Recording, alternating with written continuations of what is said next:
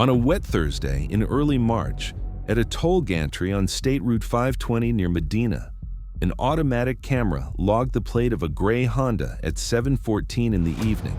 4 minutes later, a transit server showed a tap-on at Westlake Station by the same woman's ORCA card. That same night, a motel key system in Tukwila recorded a guest door opening with her key at 7:59. The next week, a city grounds crew flagged a red wool scarf by the Duwamish River path. Which record told the truth? And who made the others lie? Keep watching to see how small systems break and how a patient plan can force them to speak. Rachel Morgan kept a spare key in a ceramic dish by her sink.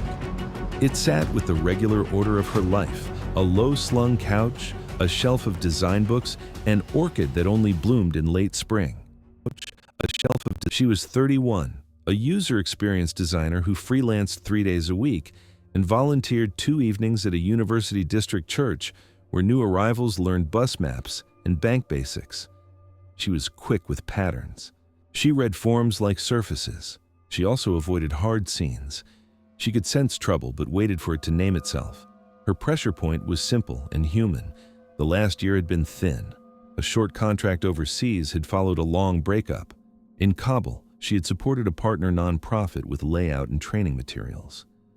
At a guest house, the driver who ferried staff from meeting to meeting learned her roots in her careful, even voice. He was called Farid Qasemi, early 30s, from Wardak province, precise with schedules, soft with elders, useful in rooms where foreigners did not know who to trust.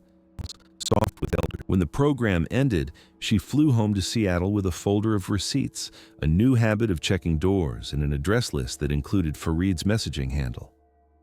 Months passed.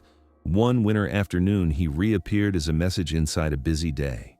He wrote of a language school in the United States, of a sponsor he was waiting on, of classes near an old friend in Kent. He sent a photo of a stamped page. He used the language of process and queue. He named a case number and an interview window. He referred to an I-94. He said he wanted to learn, to work, to be quiet. He asked for help with a bus route from the airport to the school if it came through. He spoke of a sanctuary church that would vouch for him if needed. Each line wore the mask of order. Rachel checked what she could. The church existed. The address was real. The language school had a web page with a calendar and an application fee.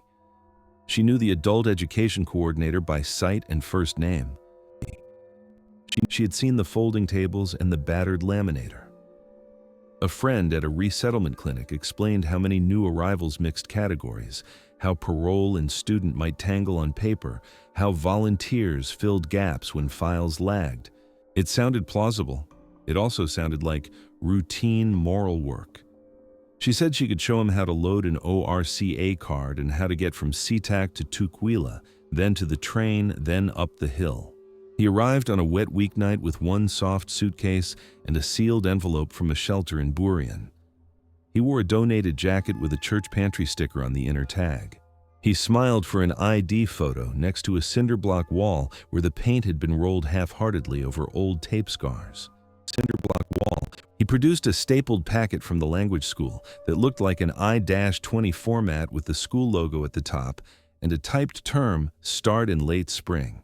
He showed a printout of a bus itinerary from the airport to a motel on South Center Boulevard, a cash receipt from a money transfer kiosk, and a prepaid phone activation slip. Every proof was the small theater of legitimacy. He also moved fast.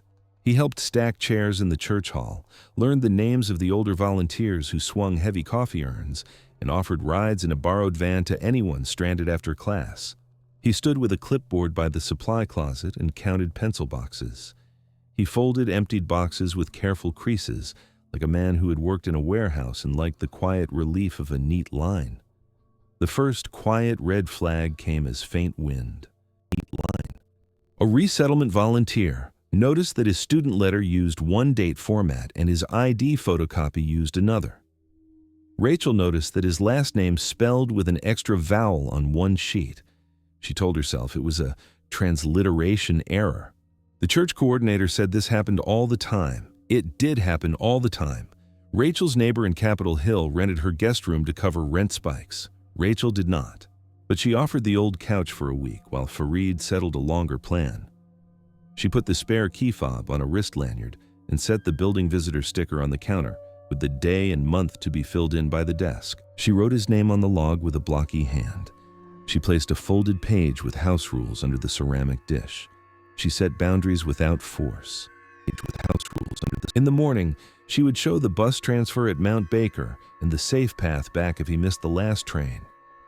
At SeaTac, the church van dropped him at the curb. He insisted on carrying all bags himself as he disappeared into the revolving doors of the motel. The hotel lobby was the color of old tea. The desk agent evened out a small stack of visitor stickers and slid one across. Fareed wrote his name with neat letters and waited for the key card to chirp green. He texted a photo of the door number plate once he was inside. He wrote that he would be at the church the next evening. He was on a schedule. She believed schedules.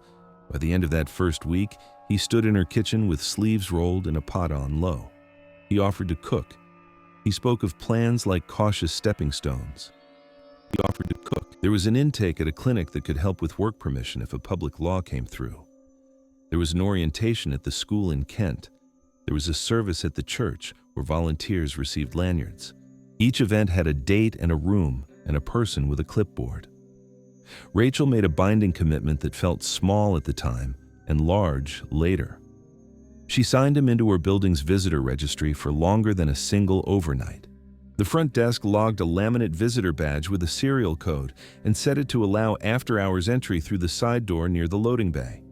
The key fob was linked to her unit with a temporary flag. It was a gesture of trust in a system she thought she understood. It was also the point at which the mask could work without her eyes.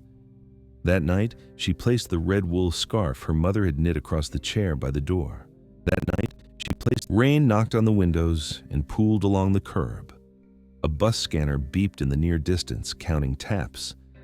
Upstairs, the elevator panel still had the scratches from a move-out last fall, the carved marks of someone impatient with time. The building slept behind its automated quiet.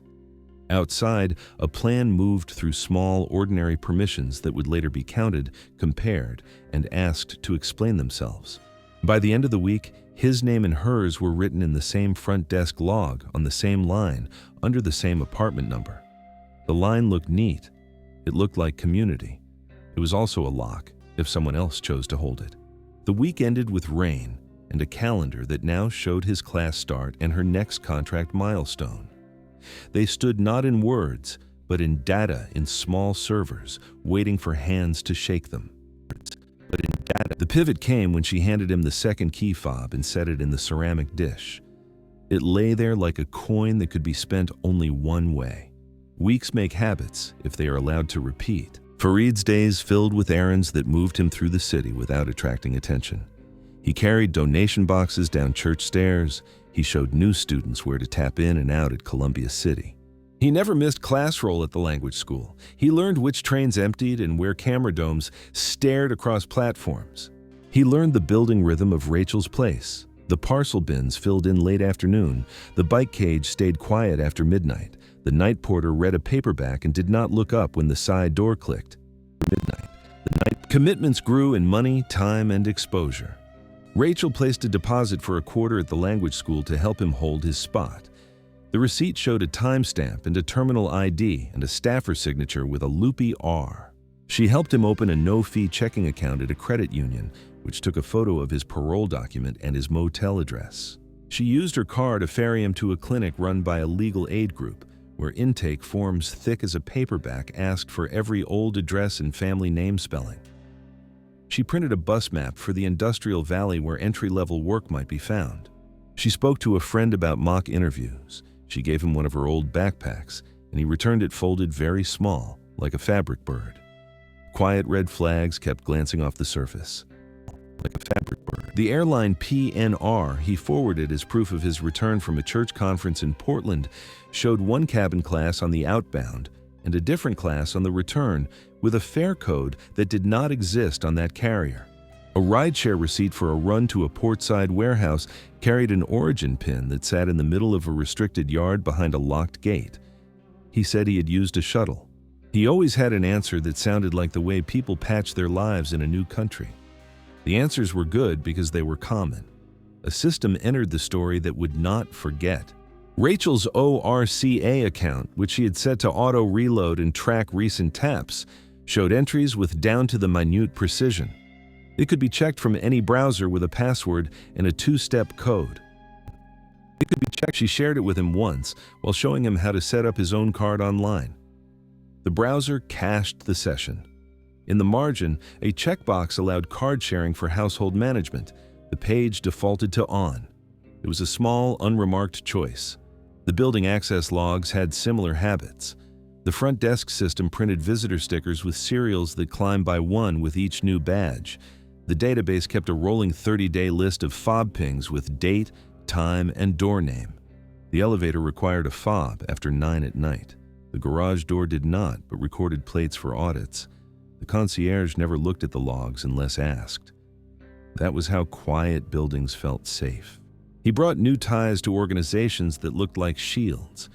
He wore a laminated church lanyard that said, "Volunteer" in big letters and his name in smaller letters. He stood next to a food bank schedule and answered questions from elders in Dari. He learned enough quick phrases in English to fill the air while doing what he wanted nearby. He got a visitor sticker at the language school office that let him walk past the desk without the person looking up. The mask was not a lie. It was a role with access. The non-reversible step came the day Rachel added him as an authorized long-term guest with mail privileges. It meant packages could be accepted without a driver calling up. It let him present the desk ID and sign for anything with her unit number written on it. It let him register for a prepaid phone with her address, which would let him open more accounts with smoother verifications. It also meant he could receive a plain brown envelope without her seeing it on the way in. That afternoon, a small envelope did arrive. It held a second prepaid SIM and a printed instruction sheet for an app that promised virtual numbers and call routing. The card looked like any chain store activation. The plan promised unlimited talk and text. The app created shadows of ordinary presence. That same week, a second quiet flag bent under its own weight. The language school issued him a new student letter with a term extension after he missed a test due to a claimed medical appointment. The first letter's signature belonged to a staffer who had left months earlier. The second bore a name Rachel did not know. When she called the school number from her desk, the line rang to a voicemail that promised a call back. When a reply came, it was a short email from a generic address with a PDF that looked right and felt a degree wrong. It had crisp margins and a typeface change in the second paragraph. It would pass a glance. It only failed if someone asked. Second paragraph. She did not ask. She had work due, and 2 late invoices and a car with a brake light flickering. She had a friend in from out of town and a long run on the weekend. She moved through a life the city wanted from her. She let the spirits behind the screens move if they did not knock. Fareed changed too fast in a way that made sense if you did not look. He started to spend nights away but always arrived at the church before class, cheerful with the keys to the supply closet. He borrowed her Honda to pick up donated jackets. He returned with stories of traffic near the port and the long line at the South Center exit. He appeared on ORCA logs at times she was home, tapping at stations she had never used that late. He learned her unit's creaks and her building's blind spots, especially the side door near the loading bay that the night porter propped open an inch to let cool air wash in. The day the step became a lock, he asked to keep her second fob overnight to make an early food bank run. She said yes. He tucked it into the pocket in the backpack, where he also kept a small roll of electrician's tape and a folded printout of bus schedules with 3 stops circled in blue. That night, she laid a red scarf over the chair back like always. She took a shower and let the mirror fog. She set her phone to charge and her laptop to sleep. In the morning, she would feel behind and try to catch up. She slept with the manner of someone who believed her doors knew her and tried to catch up. In the gray before dawn, a door clicked down the hall. The elevator panel lit and dimmed. In a server room under the lobby, a record took a breath and wrote a line. The turning point. The second fob did not come back to the ceramic dish. It buzzed an entrance somewhere else. The world failed its promise in small lines that did not agree. Monday began with an empty couch and an unmade bed. The ceramic dish by the sink held only one fob. The building's visitor list kept his name as active for another week. The front desk had no note. The church coordinator thought nothing strange when he did not sign in for a shift. People missed. Schedules were elastic. The building hall cameras showed nothing but late-night pizza boxes and a neighbor with a dog. The building hall cameras showed by evening, Rachel had not answered messages from the friend who checked in, nor had she opened a shared document to mark a design milestone that should have triggered an automated payment. Her phone sent no location pings. Her calendar showed a yoga class canceled the prior week. Her bank showed an auto reload to ORCA processed at midday. Her Honda sat missing from its street spot. It was a city, and people lived at right angles that did not meet until they did. Then the machines spoke. At 7:14 in the evening, the toll gantry on State Route 520 slid a record into a state account. The automated license plate system read her Honda and wrote a charge. At 7:18, the Orca server recorded a tap on at Westlake Station on Rachel's card. At 7:27, the toll gantry recorded the same plate heading east. At 7:31, the Orca server recorded a tap off at Stadium. At 7:59, a motel keycard system in Tukwila wrote a guest door open event for a room paid with cash at check-in. The motel's desk copied a license number from a driver card with the photo smudged gray. It was all technically possible. Someone could drive her car and someone else could carry her transit card.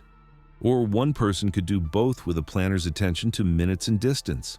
The contradiction lived in human limits. Rain, traffic, parking, station stairs, the slow bleed of time to small things. It also lived in the body that had to be someplace, not in three at once. A grounds crew found the red wool scarf 3 days later. It lay at the edge of the Duwamish River Trail in a ragged reed bed near South Park where the city's noise slowed. A worker thought it bright. He moved it with a gloved hand. The scarf was heavy with water and grit, but caught the light, so he flagged it and took a photo for the service report with a time and GPS. A city supervisor called it in. It took an hour for a detective in a windbreaker to walk the line of grass and tape the edge with quiet hands. Witness objects became actors. The airline PNR that Fareed had forwarded to prove a weekend training trip at a church in Portland did not validate when a volunteer who knew a gate agent checked it informally. The letters in his last name shifted between records. A hotel keycard audit showed his room door opening twice around 8, yet the camera in the hall had a poor angle and lost faces to a burned-out bulb. The Orca logs kept speaking. Cards tapped on and off with commuter neatness, even when the card owner's Fitbit had stopped sending steps. Leverage hid in forms and fear. Fareed's immigration status was not fixed. He spoke of parole and school and a work card that might come if a form went through. A notice of an interview lived in a folder under his bed. A copy of a letter to a clinic said he had no steady place to sleep. He was tethered to small rooms and small witnesses, desk workers who never looked up, church volunteers who hurried, guards who waved vans through because they had a logo on the door. If he sensed that Rachel would withdraw help or reset her life to an older pattern, that would shake his foothold. If he could not control her witness, he could control her movement. That truth could grow inside a neat plan. He could control her movement. The mechanism began to show. A prepaid phone number, activated with her address, had forwarded calls from her phone the night she went missing, according to carrier records requested by a missing persons detective. A setting had been toggled and toggled back. Her Orca card had been registered to a shared account that allowed remote reloads and remote viewing. A password had been saved on a browser profile that did not belong to her. Her building door log showed an entry on the side door at 7:06, then an elevator authorization to the top floor, then the garage door logging a plate exit that matched her Honda. The garage camera was fogged by a humid pocket of air and only caught the general shape of a compact car. The contradiction hardened further. Her bank showed 3 small purchases at stations and kiosks that night, the kind of small a person makes to leave trails that feel like normal. A small paper bag from a downtown shop ended up in a trash can behind the motel. It held a receipt with a timestamp minutes after the Westlake tap. The bag did not hold what the item name suggested. It held small zip ties and a roll of black tape. The label called it an accessory pack that could be used for anything. It could. The detective wrote the itemized line into a report that did not say more than it had to. Her neighbor remembered the ceramic dish by the sink with only one fob inside. The houseplant soil looked wet, as if watered too late at night by someone who did not know how she measured amounts. Looked wet, as if watered. The red scarf's absence from the chair back did not show in any log, so the scarf at the river could be read as anything until the lab matched a hair. The report used calm words. The words did not make the next night shorter. The constraint locked in with a dull, practical thud. Fareed's hands held her keys, her car, and enough of her digital tools to make noise in the right places and silence in the wrong ones. Her passport, kept in a file box on a high shelf, did not sit there anymore. The box had been returned with its label straight. There was no sign of a search rage. There was no mess, only the thin space where a booklet had been. The objects that testified did so without passion, and the people who read them began to move from assumption to procedure. The case shifted from a worried check-in to a formal missing person file. A patrol unit took the report to a formal missing person. A detective in violent crimes flagged it for review due to the contradictions in the travel and transit logs. An alert went to a toll operations liaison to pull plates by date and minute. A request went to the transit account provider to freeze a reload function and preserve logs. The concierge printed the building fob history to a warm sheet that smelled like toner. The sheet showed who commanded movement in that quiet tower. It was not the person whose name was on the lease. Outside, rain returned. The river ran dark. A scarf sat in an evidence dryer so it would not rot. The city hummed, and a plan that had been made in ordinary rooms drew breath from wires and rules and made them its own. The next step would decide whether those same systems could be turned back against it. The mechanism did not look like a movie. It looked like a modest man in the right places with the right lanyards. Space, time, money, law, and data were each nudged to make a track that he could walk without friction. Space was the side door the porter propped for cool air. Time was the evening band between end of work and last trains when cameras felt lazy. Money was a prepaid system that did not ask many questions if loads stayed small. Law was a blur between city police, a county prosecutor, and a federal file that moved at a different speed. Data was a handful of shared passwords and a browser that remembered more than it should. In the apartment tower, access lived inside a cloud service tied to laminate cards. That service did not care who physically held the card, only that the reader saw the right chip in time. On transit, the tap sent a short code to a server and got back a green tone. It did not know who rode. On the toll road, the camera looked only for the plate. It did not know the driver's intent. At the motel, a desk clerk took cash and wrote a name from a card onto a registration line without running the number, because the policy allowed that for short stays, and because late-night policies drift. Jurisdiction friction showed up like sand in a hinge. The missing person case sat with a city detective who had to ask for help from a toll operations liaison at a state patrol unit, from a fare systems analyst at Sound Transit, and from a motel clerk who had to call a manager to find out how long they kept keycard logs. The bank would not tell much without a formal process. The phone company asked for a faxed form with header, case number, and a signature block filled just so. Meanwhile, any federal look at Fareed's immigration posture was a separate machine with its own numbers, its own rules, and its own quiet. The church network had its own map of duty and caution. Each part was willing to help, but each part had a gate. The detective named Elena Wu pressed through gates with clean forms and short calls that asked for what could be given fast. She asked for preservation letters first, then warrants, then fast. She sent a request to a cyber unit that handled carrier records to pull the window the night Rachel vanished and to watch for a new device logging into her accounts. She asked the building manager to export a full month of fob and door logs for her unit and for common doors. She asked the toll liaison for a window sweep of her Honda around the nights before and after the scarf was found. She checked pawn systems for any attempt to move electronics tied to a serial from Rachel's warranty emails. She did small, tight work. Fareed sensed the net the way a person feels a draft. He shifted routine, moving closer to the church kitchen and the language school office, where being seen gave cover. He wore the volunteer lanyard and carried a clipboard when he could. Gave cover.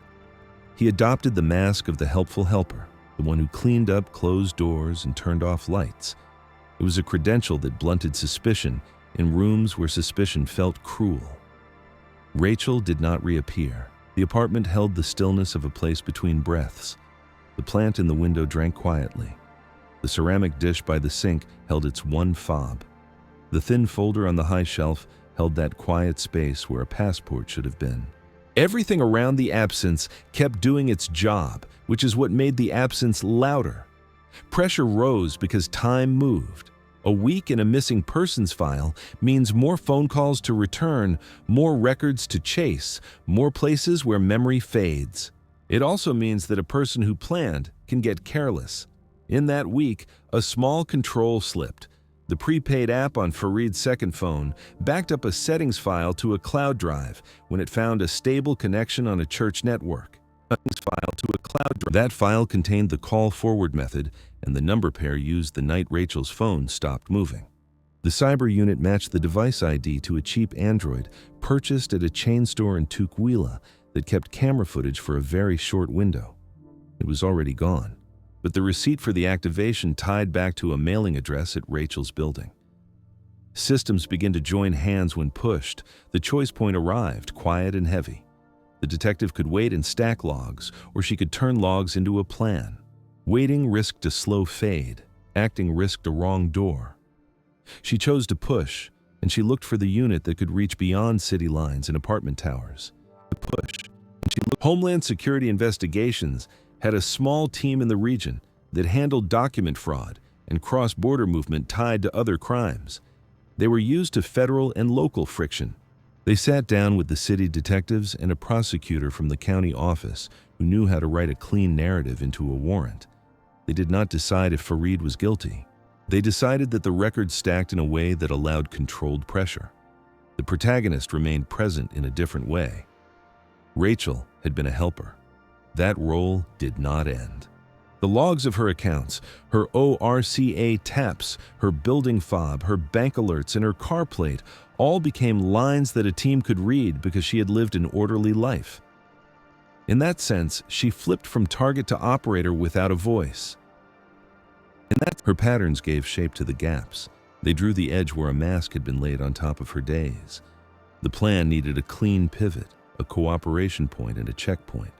The church leadership agreed to work with the team if it could be done without alarming others who relied on the pantry and classes.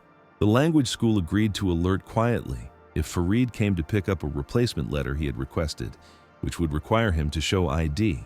The motel manager agreed to call if a specific card key pattern repeated on their system, which tended to happen in the late evening when certain rooms were reissued to short-term cash guests. The step that closed the act was modest and irreversible. Guests. A judge signed a narrow bundle, a warrant for phone data on the prepaid line, a geofence around the river path for the late hours that first night, and an authorization to place a tracker on Rachel's Honda if found. An administrative subpoena went to the toll system for a rapid plate alert. The plan would either draw him into a controlled space or flush him. Either way, the clock would start and the city would not just listen to machines, it would speak through them. That night, a small team set a safe contact protocol. A code word was chosen. No one had to say it yet. The plan had a checkpoint. The plan had to be kept. At the end of the week, a soft chime on a case agent's phone signaled a plate hit on the toll road just before sunset. The car moved west. The clock started to run. Pressure made the team careful, not loud. The clock started to run. The toll alert at late afternoon told them the Honda had crossed at the State Route Bridge, heading toward the city. The plate reader drop showed the pass time down to seconds. A Washington State Patrol unit positioned near the Montlake exit did not pursue. The strategy was to follow the plan, not chase the first movement. Evidence began to join in chains rather than single links. First, the toll log with time. Second, a downtown garage camera that read plates on entry showed the Honda pulling into a low-cost lot near the language school just before early evening. The timestamp matched the toll exit path.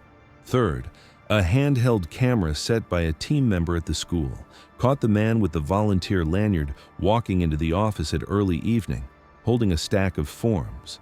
The office called the case agent with the agreed phrase, "stack of forms." Fourth, the school's visitor management system printed a badge and recorded a quick photo from a webcam.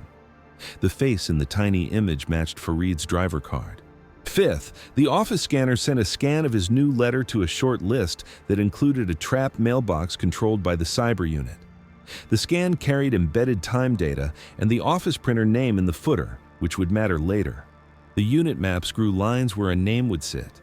The city detective held the people map. The federal team tracked the devices. A financial intelligence analyst at the credit union confirmed a pattern of tiny cash deposits and immediate cash withdrawals at two branches that like to keep teller lines short.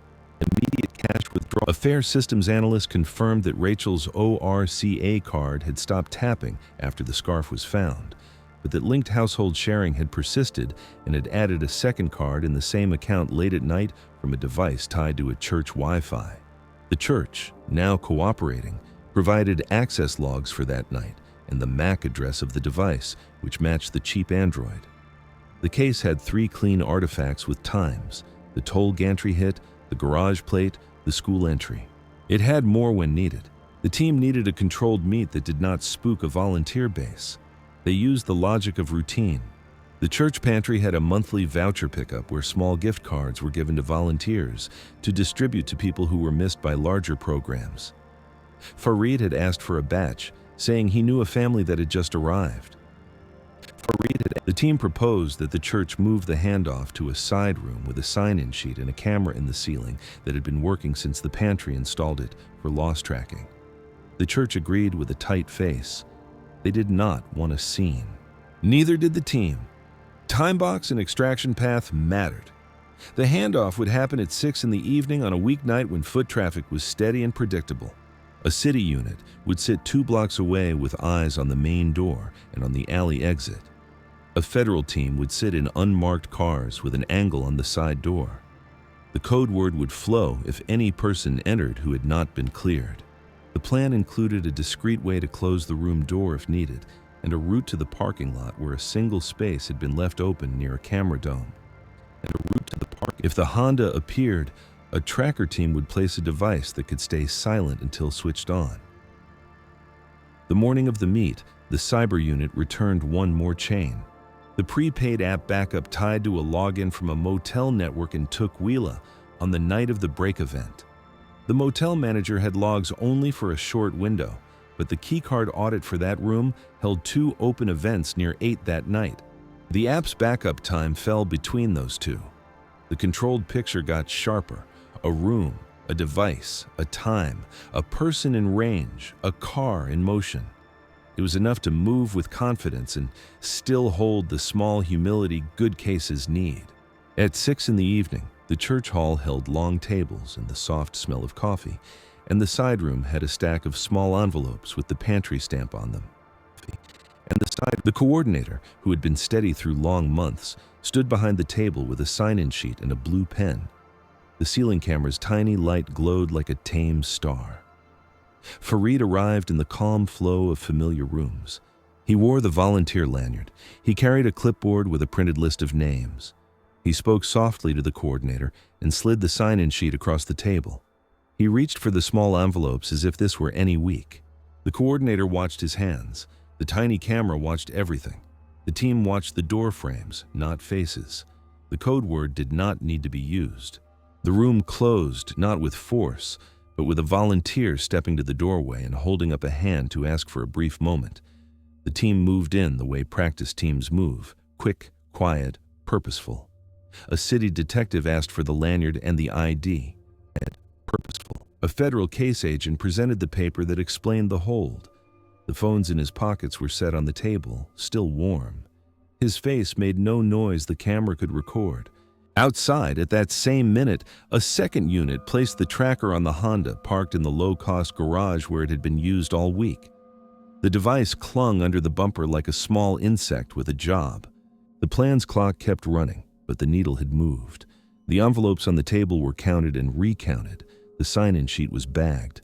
The cameras saved their memory cards. The phones were placed in separate bags labeled with time. The lanyard went into a hard case with a property sticker. The small room breathed again. The lanyard went into a hard... By the time the sun folded behind low clouds, the man with the volunteer lanyard sat in a plain interview room, not speaking, because silence can also be a tactic. The chain of artifacts sat in a larger room where people who read systems began to draw the last lines between points. The act closed with a decision recorded in sober words. The county prosecutor's office filed a hold request, while the federal team checked all conditions with the immigration unit. The tracker on the Honda pinged once from the garage. The plan had taken the shape it needed. The next hours would decide whether those lines ended at a charge, a transfer, or a split path that would require care to explain later. Outcomes came in layers, each powered by a different rulebook. The first was custody. Each powered by the county booked Fareed on a state charge tied to identity fraud and theft of access devices, based on possession of the second fob, the call forward configuration that used Rachel's number, and the use of her ORCA account without authorization to create a travel alibi. The affidavit cited the toll gantry record at late evening, the garage plate capture minutes later, the school entry badge image at early evening, and the motel keycard audit near 8 on the night in question. It described the scarf recovery near the river as an item of concern in an ongoing missing person investigation. It did not claim harm beyond what the records could carry without speculation. It was restrained by design. The second layer was federal. It was restrained. Homeland Security investigations placed a detainer based on document fraud indicators and misuse of a parole category to obtain benefits. The Fraud Detection and National Security Unit of the Immigration Service opened a review of the language school letters, noting that one signature belonged to a former staffer and that a second letter carried mismatched typefaces and an altered date. Stamp. The school cooperated, embarrassed but practical. An administrative law overlaid a criminal process, but practical. The church, which had stood between hope and caution, stood now with clear eyes and offered to help the people who had trusted their rooms keep trusting those rooms. The third layer was the search. The tracker on the Honda led the team to two places late at night during the next days: a warehouse street near the port and a turnout near the Duwamish where delivery vans sometimes idled. In the trunk, a search warrant yielded nothing that could answer the hardest question with a hard word. No scene was reconstructed, no graphic details were needed, and none were offered. The quiet force of the case was this: the machines had spoken where people could not or would not, and they had done enough to move a person from free movement to formal process. The central question was answered plainly. To formal process. Which record told the truth, and who made the others lie? The toll gantry and the motel keycard told the useful truth. They recorded the car on the bridge and the room door opening at the times the plan required. The Orca taps lied in the way a system can lie when a card is a token with no body attached. They showed movement designed to build the picture of a woman on trains while she was not in those seats.